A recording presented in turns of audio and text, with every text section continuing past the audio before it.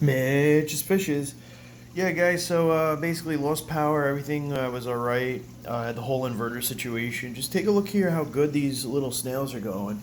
They are just making quick work of any kind of residual algae here. We're keeping all the phosphates in check using a carbon dose with a reactor, phosphate 150 reactor.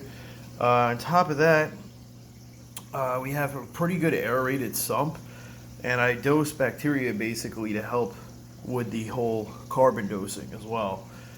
And basic combined efforts and our filter media that Mitch's Fishes sells that you guys should definitely check out keeps the tank pretty clean. I mean, this is you can see some debris floating in the water, a little detritus, but I have to basically do a little cleaning and make sure everything's nice and tidy, especially before going away on business. My biggest problem now isn't the aftermath of the power outage, but rather the dosing. I went from an actual pre-mixed liquid I would buy from Kent Marine to a Red Sea system that's a powder, and basically just getting the doser to dose the correct amounts and keep everything stable with the demand of the calcium and alkalinity from the tank has been a little bit trying because the doser with the powder mix, pre-mixed versus powder, the liquid, there's a little bit of a learning curve as far as like the recipe to get down and how much to dose, when to dose, and space it out so you don't have crazy fluctuations. So that's what I'm dealing with right now. I'm starting to get my calcium up back to 400, but I just discovered there was a kink in my dosing line, so I'm not really quite sure how much was being dosed. So all that thing I was doing in trials and tribulations just to try and calculate the right doser amount might be completely moot because there was a kink in there. So I'm going to retest tomorrow and basically test this whole week just to make sure I have it dialed in.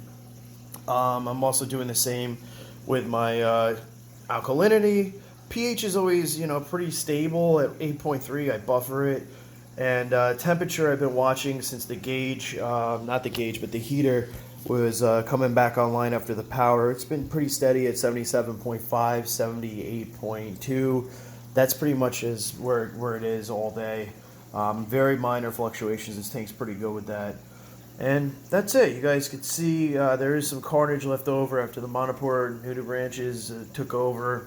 I'm still pretty bummed about that, but we'll build this tank back. We're just trying to get the algae in check, get the dosing method right, and then check as far as switching over. And then we'll add some more corals. Right now it's still a little too early, and I don't want to throw a bunch of variables into the mix when I'm still trying to get this down right now where we're at, all right? So tune in. Be sure to check us out. Our updates, our Instagram, Mitch's Fishes, at Mitch's Fishes LLC.